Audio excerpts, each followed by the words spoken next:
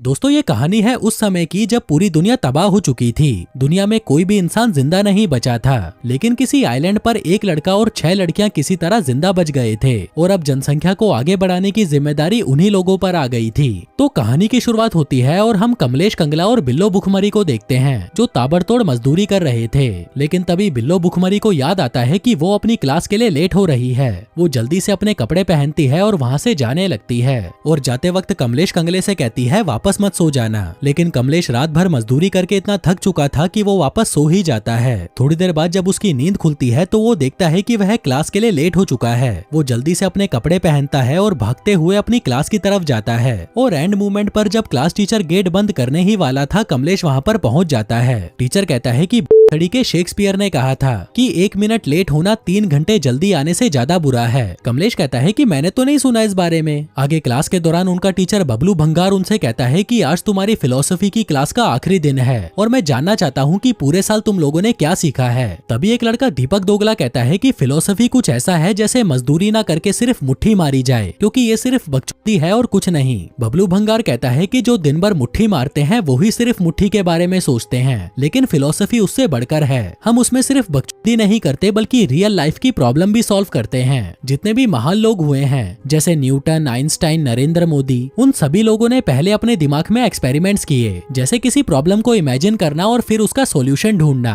और ऐसी ही कुछ सिचुएशन आज हम यहाँ पर डिस्कस करेंगे और साथ में मिलकर उसका सॉल्यूशन निकालने की कोशिश करेंगे। तो चलिए शुरू करते हैं। मान लो कि पूरी दुनिया तबाह हो चुकी है, हर तरफ एटॉमिक बॉम्ब गिर रहे हैं और हम सिर्फ 21 लोग हैं जो किसी तरह जिंदा बच गए। जिसके बाद प्रोफेसर उन्हें एक बंकर के अंदर ले जाता है। कहता है कि सिर्फ ये बंकर ही है जिसके सहारे तुम लोग जिंदा बच सकते हो, लेकिन तुम्हारा मकसद सिर्फ जिंदा बचने का नहीं है बल्कि हमारी जनसंख्या को आगे बढ़ाने का भी है। मतलब कि तुम लोगों को संभोग करना होगा, वो भी दबा के। लेकिन एक प्रॉब्लम है, हम सभी 21 हैं और बंकर के अंदर सिर्फ 10 बेड हैं। कमलेश कंगला कहता है कि फिर हम बेड शेयर कर लेंगे। बबलू भंगार कहता है कि तुम बेड तो शेयर कर लोगे, पर खाने और ऑक्सीजन का क्या, क्योंकि यहाँ पर ये दोनों ही चीजें बहुत लिमिटेड हैं। आगे वो उन्हें बाहर लाता है और दिखाता है कि एटॉमिक बॉम्ब गिरने से धरती का तापमान तेजी से बढ़ता जा रहा है और अगर वो लोग जल्दी से बंकर में नहीं गए तो सभी जलकर राख हो जाएंगे। बबलू भंगार कहता है कि अब तुम लोगों को आपस में ये फैसला करना है कि कौन वो 10 लोग हैं जो बंकर के अंदर जाएंगे और दिन रात मजदूरी करके बच्चे पैदा करेंगे और बाकी लोग बाहर कुत्ते की मौत मारे जाएंगे।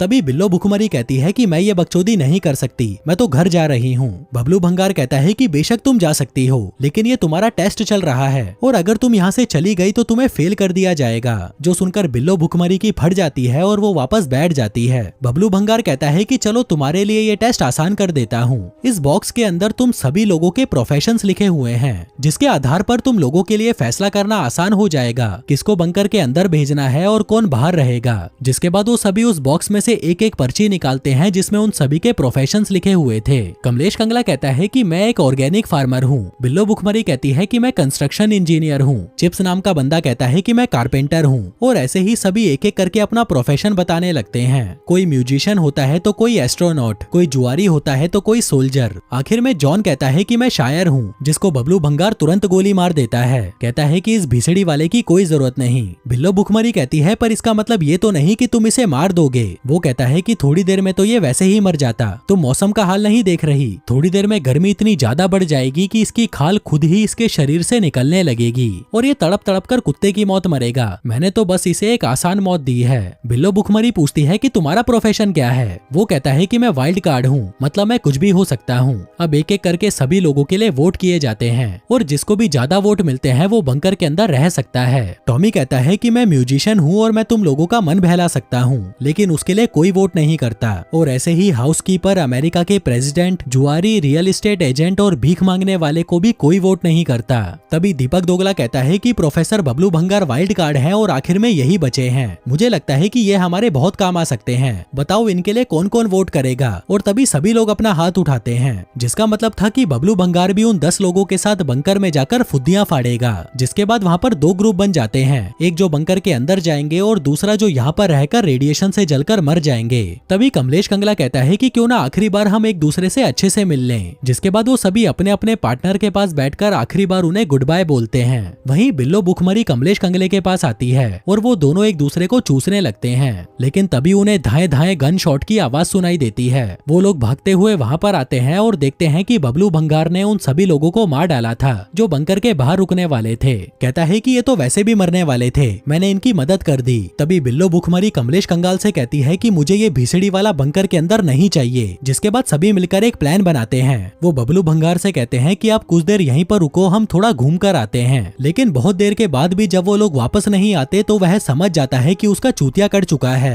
वो भागता हुआ बंकर की तरफ जाता है और देखता है कि सभी लोग पहले से ही बंकर के अंदर थे और वो उसके अंदर आने से पहले ही उसे बंद कर देते हैं। जिसके बाद वो लोग बंकर के अंदर आते हैं और देखते हैं कि वहाँ पर तो सब कुछ है, जैसे कि जिम, आर्टिफिशियल गार्डन, मसाज के लिए टेबल और मजदूरी करने के लिए बेड। फिर रात को वो सभी सोने चले जाते हैं। बिल्लो भुखमरी और कमलेश कंगले को नींद नहीं आ रही थी तो वो दोनों मजदूरी वाले बेड पर आते हैं और वहाँ दबा दबा कर मजदूरी करने लगते हैं। मजदूरी के बाद कमलेश तो थक कर सो जाता है, लेकिन बिल्लो भुखमरी को अभी भी नींद नहीं आ रही थी, इसलिए वो वहाँ से बाहर आती है और बंकर का गेट खोलकर देखती है कि बबलू भंगार तो टाई बोल चुका है और रेडिएशन ने उसका पूरा शरीर जला दिया है। लेकिन मरने से पहले वो एक नोट दिखाता है जिस पर लिखा था कि यहाँ से बाहर जाने का कोड सिर्फ मुझे ही पता है, जो दिखाकर वो वहीं पर लंबा लौट जाता है। वहीं ये देखकर बिल्लो भुखमरी वहाँ पर बाकी लोगों को बुला कर लाती है। एक लड़की कहती है कि चलो दरवाजा खोल कर देखते हैं, लेकिन बाकी के उसे मना कर देते हैं। कहते हैं कि बाहर रेडिएशन बहुत ज्यादा है, अगर प्रोफेसर को कोड पता होता तो वो पेपर पर कोड ही लिखता ना, वो बस हमें चूतिया बना रहा था।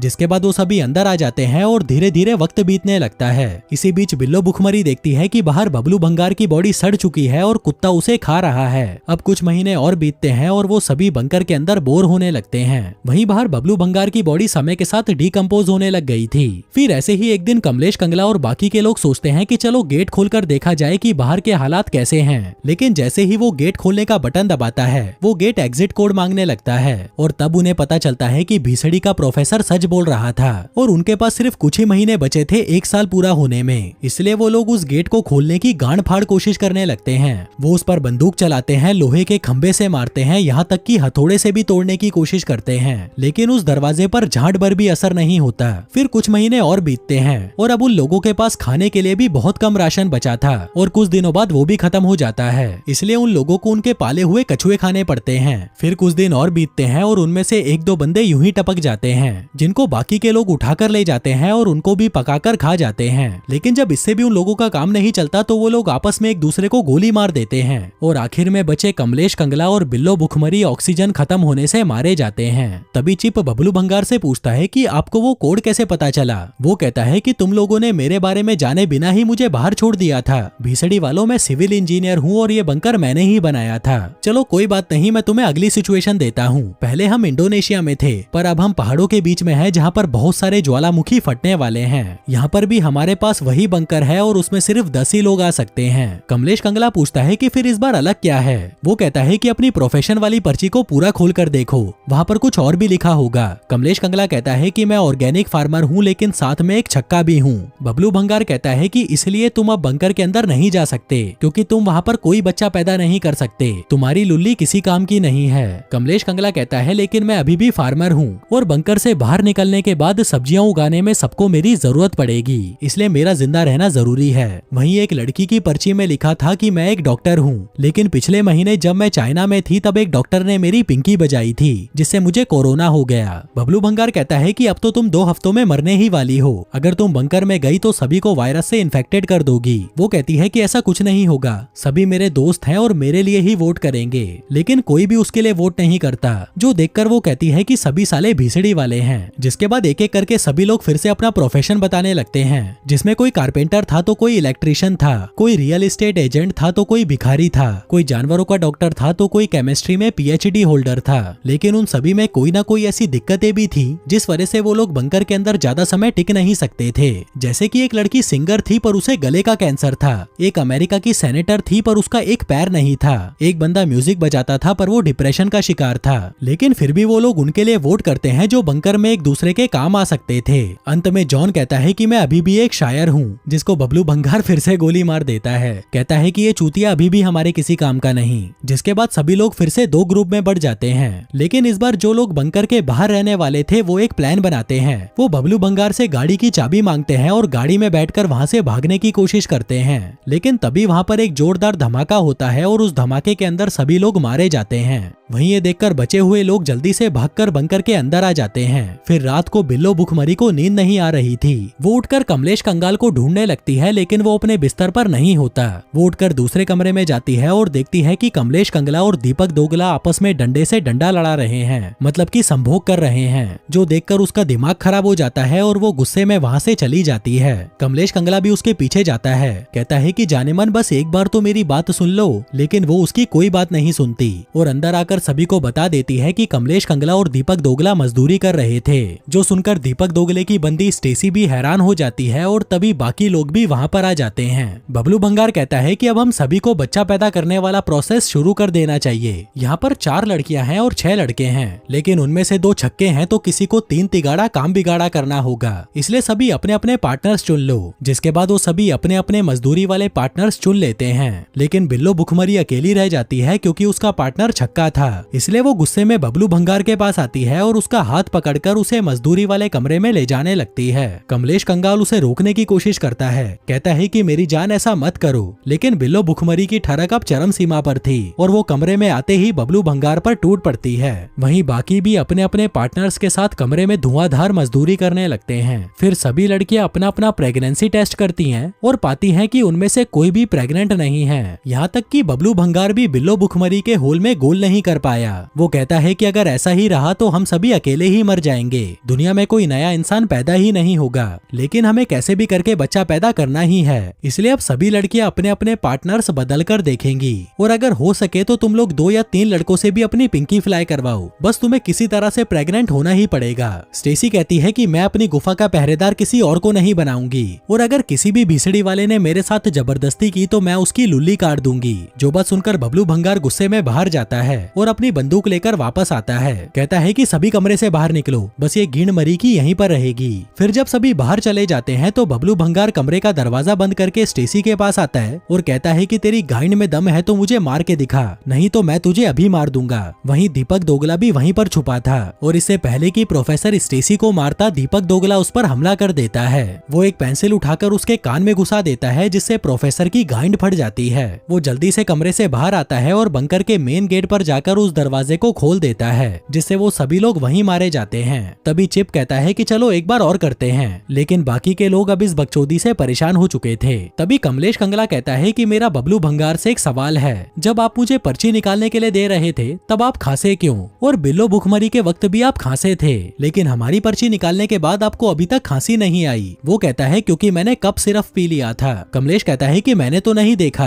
जिसके बाद वो अपना बैग उठाकर वहाँ से जाने लगता है, लेकिन तभी मौका देखकर वो उस पर्ची वाले बॉक्स को उठा लेता है और देखता है कि उस बॉक्स के अंदर एक सीक्रेट कंपार्टमेंट है। अब कमलेश कंगला सब समझ चुका था। वो कहता है कि तुमने मेरे और बिल्लो भुखमरी के वक्त पर्ची बदल दी थी और तुमने जानबूझकर मुझे छक्के वाली पर्ची दी ताकि मैं बिल्लो भुखमरी की पिंकी फ्लाई ना कर सकूं। बबलू भंगार कहता है कि ये सिर्फ एक टेस्ट था, मेरी तुमसे कोई पर्सनल दुश्मनी नहीं है। अगर तुम्हारी गाइंड में दम है तो इस टेस्ट को पास करके दिखाओ। वैसे भी मैं तुम्हें फेल करने वाला था क्योंकि फिलोसफी में तुम ज्यादा अच्छे नहीं हो। कमलेश कंगला कहता है कि ठीक है, एक राउंड और करते हैं, कौन कौन मेरे साथ है? बिल्लो भुखमरी कहती है कि मैं हूँ, चलो करते हैं। बबलू भंगार कहता है कि ठीक है, अगर तुम यही चाहते हो, लेकिन इस बार हम एक आइलैंड पर हैं। सभी लोगों के प्रोफेशन सेम है और बंकर भी वही है। जिसके बाद बबलू भंगार चुपके से बंकर के अंदर जाता है और वहाँ पर पड़ी एक बंदूक को उठाकर अपने पास रख लेता है और जो AK-47 वहाँ पर पड़ी होती है उसे वो कहीं छुपा देता है। इसके बाद जब वो बीच के किनारे बैठा था तभी बिल्लो भुखमरी उसके पास आती है और कहती है कि मुझे तुम्हारे लिए घोड़ी बनकर बहुत अच्छा लगा,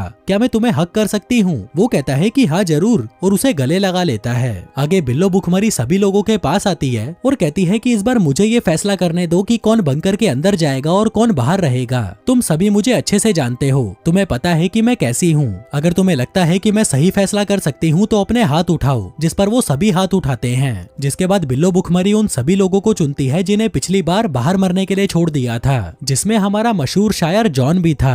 बबलू भंगार कहता है कि तुम पागल हो क्या, ये चूतिए तो 6 महीने भी बंकर में नहीं टिक पाएंगे। बिल्लो कहती है कि मैं अपना फैसला दिमाग से नहीं दिल से ले रही हूँ। वो कहता है कि एक प्रॉपर्टी डीलर, एक सिंगर, एक भिखारी, ये सब मिलकर क्या कर लेंगे? भिखारी तो साला भीख ही मांगेगा ना। बिल्लो भुखमरी कहती है कि आपको बस इन लोगों के अंदर कमियां दिखाई दे रही है, लेकिन मुझे तो इनके अंदर बहुत सारी खूबियां दिखाई दे रही हैं। बबलू भंगार कहता है कि ऐसे फैसले लेने के लिए मैं तुम्हें C- ग्रेड दूंगा। बिल्लो कहती है कि मुझे फर्क नहीं पड़ता, मैं अपना फैसला ले चुकी हूँ और मैं भी बाकियों के साथ बाहर ही रहूंगी। रहूंगी। जिसके बाद वो आखिर में कमलेश कंगले को चुनती है क्योंकि वो उससे बहुत प्यार करती थी और उसे मरने नहीं देना चाहती थी। बबलू भंगार कहता है कि नहीं, मैं ऐसा नहीं होने दूंगा। वो अपनी बंदूक निकालता है और कहता है कि सभी भीसड़ी वालों बाहर निकलो। लेकिन तभी वो देखता है कि उसके बैग में तो बंदूक थी ही नहीं, क्योंकि जब बिल्लो भुखमरी उसे गले लगाने आई थी तभी उसने उसकी बंदूक चुरा ली थी। कहती है कि तुम इसे ढूंढ रहे थे क्या? अब इससे पहले कि बबलू भंगार उन लोगों पर गोली चलाता, कमलेश कंगला वहाँ AK-47 लेकर आता है और कहता है कि भीसड़ी के चला जा यहाँ से, नहीं तो मारा जाएगा। जिसके बाद हमें दिखाया जाता है कि जब बबलू भंगार उस बंदूक को छुपा रहा था